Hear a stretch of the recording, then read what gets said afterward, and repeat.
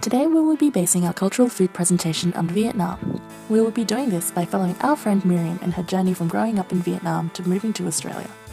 The population of Miriam's home country is estimated at 92 million as of July 1st, 2014. Miriam was brought up on a traditional Vietnamese diet where food is integral to the cultural identity of Vietnamese life, for the belief that good food brings harmony and closeness to the family. Miriam met her husband and moved to Australia in 2011 when she was part of the census which revealed 185,000 people born in Vietnam as part of the residing population. This map shows the other Vietnamese populations around the world.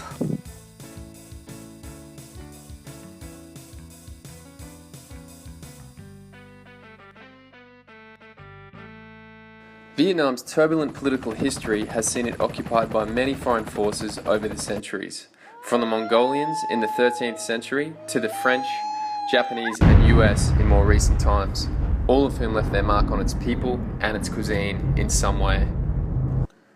The geography of Vietnam has also played an important role in the evolution of the diversity of Vietnamese cuisine. Each region has its own unique cuisines which have been developed due to the historical and geographical factors specific to each region. Miriam's hometown of Hanoi is one of the major cities and is located in North Vietnam, which shares its border with China. Due to this close proximity, it has adopted some of its culinary customs and cultures.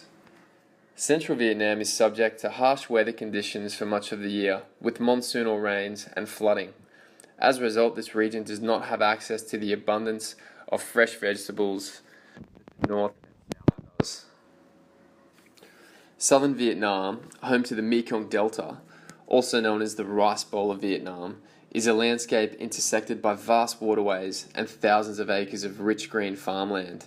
For this reason, the diet is very green, reflecting the abundance of fresh produce that the fertile Mekong Delta provides.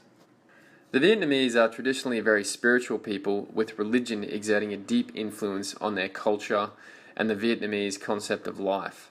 The predominant religion is Buddhism, and food plays a central part in much of their ceremony and beliefs. For example, a common theme in all Vietnamese cuisine, regardless of region, is a deep-seated belief that each meal should exhibit yin and yang qualities. Yin and yang is the Asian theory of diet, which is applied when selecting the ingredients of a dish.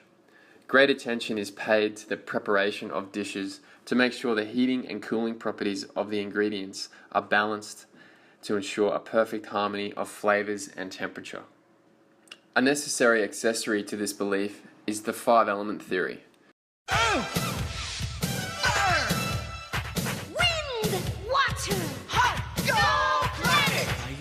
This is the theory that there are 5 key elements that must be included in every dish that will correspond to 5 crucial organs in the human body. Food arrangements also generally attempt to appeal to the 5 senses. The vibrant colours appeal to the eyes, crisp, fresh ingredients contribute to the sounds, the 5 spices appeal to the tongue, the variety of herbs appeal to the nose, and the vast array of finger foods appeal to the sense of touch. Family is also incredibly important to the Vietnamese people. Most families maintain a very traditional structure through sharing meals and serving the elders first. Food is also a pivotal part of family celebrations. For example, at Miriam's wedding, areca nuts and betel leaves were served. These are an important symbol of love, and the chewing of the areca nuts is said to open a dialogue between the 2 sets of parents. Another common gift is a whole roasted suckling pig. As previously mentioned, Vietnam's turbulent political history and associated conflicts have seen the Vietnamese people faced with many economic hardships over the years. As a result, the people have learned to improvise with their ingredients so that nothing is wasted. Vietnamese cuisine is renowned for its usage of uncommon or taboo ingredients, which play a customary role in daily family dishes, regardless of social class. For example, a common and inexpensive breakfast dish is a fertilized duck egg with a nearly developed embryo inside, which is then boiled and eaten in the shell. The traditional Vietnamese staple diet consists of rice, vegetables, fish, and a small amount of meat. The base of most meals includes variations of steamed rice, congee, rice paper, and rice noodles. Fruit and vegetables were the next main thing to make up considerable part of their diet, and greens leaves will often be used to wrap foods. When living in Vietnam, fish was the most common protein in Miriam's diet, and she would eat it steamed, sautéed, or fried. The majority of Miriam's meals would include the popular rice noodle broth-based soup called pho. Pho is made with either beef or chicken broth, with slices of meat garnished with bean sprouts, basil, and Miriam claims that her grandmother's was the best. The staple condiment used in Vietnam is nuoc mam, which is fish sauce made from salted and fermented anchovies. Fish sauce is an important source of protein and minerals for Vietnamese people, and it is an essential marker of their cuisine. Lemongrass, lime, and kaffir lime leaves are the staple herbs and spices in Vietnamese cooking. Growing up in northern Vietnam, Miriam generally followed the staple diet, as well as adopting Chinese influences. Such influences include a preference for noodles over the traditional rice like the rest of Vietnam. Northern Vietnam adopted the use of chopsticks, woks, and the introduction of beef into the diet by the Mongolian invasion in the 13th century. Soy sauce is the predominant flavour enhancer, unlike the other regions where fish sauce is preferred. The climate is much cooler in the north than the warmer central and southern regions, and as a result, northern cuisine uses less vegetables and greens and rely more on pepper than chilies for heat. The Vietnamese cuisine that Miriam is familiar with does not focus on the nutritional content, but rather the fresh foods as well as textures, flavours, colours, and aromas to appeal to the five senses. Miriam is also lactose intolerant, like majority of Vietnamese, and therefore, if ever has milk, it will be soy milk or coconut milk. But she tends to avoid it. Milk was a bad choice. Due to the high saturated fat content. Miriam says that Vietnamese people will replace milk products with soy-based products such as soy, tofu, tempeh, and other soy drinks, although they do not make up the staple Vietnamese diet. Vietnamese will often consume 2 to 3 meals a day, which is heavily influenced on their income. And unlike Western culture, snacking is quite uncommon in Vietnam, especially in urban areas. Miriam's family are mid-income range and therefore generally stuck to 2 to 3 meals a day, although her friends would often buy street food as snacks between meals. This was uncommon in her grandmother's generation. Throughout the day, Miriam usually eats breakfast, lunch, and dinner, and will on special occasions have afternoon tea, although, like many other Vietnamese, she does not have much of a sweet tooth. Breakfast would usually consist of rice or noodles and sometimes a bread roll. Miriam's favourite is congee porridge, which is chicken broth and rice. But on weekends, Miriam loves eating steamed rice rolls. Miriam's lunch will consist of some form of meat, whether it be beef, chicken or fish, with noodles or rice. She also has a side of pho provided in a separate container. Sometimes after work, Miriam will have afternoon tea. This usually consists of herbal tea or green tea and a piece of fruit, although some Vietnamese will have cakes and an afternoon coffee made strong and poured over condensed milk. Dinner is a communal meal and is shared from common dishes set on a low table. Miriam's family will sit on mats on the floor and each person will have their own serve of rice.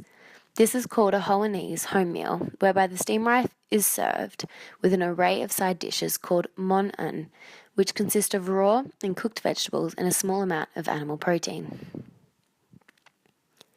Moving to Australia, Miriam was initially concerned upon her move, but she was relieved to find comfort with the large residing Vietnamese community. Making friends within the community, Miriam was easily able to find places that stocked rice, noodles, Asian greens and other vegetables. Seafood is something readily available in fresh seafood shops as well as supermarket. It is probably easier for her to locate many of the ingredients in Australia than it was in Vietnam, as Australia has a much better distribution network. So seasonal availability and limitations of foods and other logistical barriers are rarely an issue. To achieve Vietnamese flavours in her dishes, she has been able to find appropriate seasonings in Asian grocery stores. Occasionally, Miriam does have a little trouble procuring the necessary ingredients required. That is when it comes to the more taboo foods that she used to have access to in Vietnam. Comparing her traditional diet and the recommended Australian diet, a similarity is that they both contain minimal saturated fat, salt, and sugars. This agrees with the third Australian dietary guideline, where it is advised to limit intake of foods containing saturated fat, added salt, sugar, and alcohol. Another similarity of Miriam's diet is that it contains appropriate servings of grains, fruit, and vegetables. This can be seen on the pyramid representation of the Asian diet, with these groups also making a large portion of their diet. This aligns with parts of the second Australian dietary guideline of enjoying a wide variety of nutritious foods from 5 food groups daily. The main difference that can be noted is the lesser prominence of the other 2 food groups in the Vietnamese cuisine. Focus on grains and vegetables in a Vietnamese cuisine can deter from the importance of animal proteins and dairy that are an integral part of a well-balanced Australian diet. Health implications such as malnutrition may occur as a result of this. In Vietnam, the nutritional status of children is poor, and the country has the highest malnutrition rate amongst countries in the region. The low frequency of the consumption of protein-rich foods is associated with protein-energy malnutrition. At the same time, this is a public health problem, especially evident in less urbanized areas of Vietnam, where populations still adhere to very traditional diets. Studies conducted in Vietnam have indicated the association between malnutrition and frequency of meat consumption of the population. Additionally, a consistent finding throughout the region was low dietary intake of vitamin D in all age groups was also due to a low consumption of animal food products, fish, and dairy products. These days, Miriam and Randy enjoy a combination of the 2 diets and are able to reap the nutritional benefits of both. Miriam, that's such a